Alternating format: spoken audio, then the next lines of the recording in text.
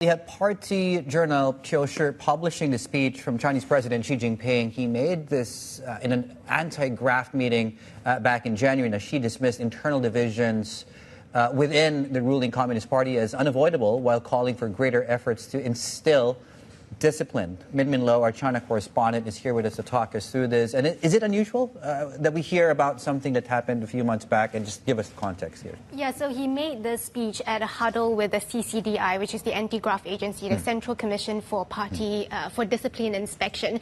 So it's not uncommon that the party do not publish such speeches that are made in closed-door meetings, and sometimes they publish them many months or even years after the fact.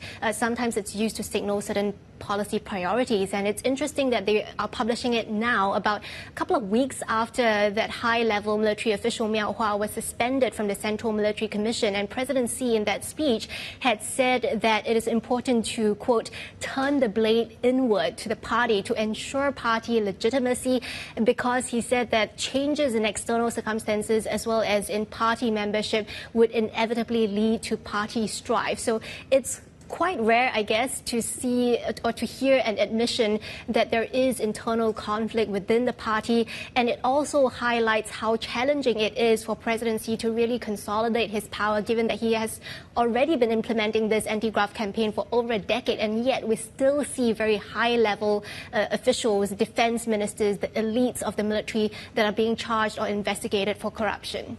So when you do have that sort of division, possibly, how does it then have an impact on the government's ability to be effective? Yeah, obviously the intention of this anti-graft campaign is to make the government more effective, but at the same time it does have that unintended side effect of causing some officials to be so afraid of making mistakes that they so-called lie flat, and they stop, trying to innovate or to take risks, to take measures to try to boost the economy, for example. And it looks like top leaders are aware of this. So last week they did indicate that they want to step up incentives for local party officials to innovate. But then if you're a local official, it's really quite a difficult line to really balance between keeping your head down and doing your job versus standing out and doing a good job without really knowing where the red lines are.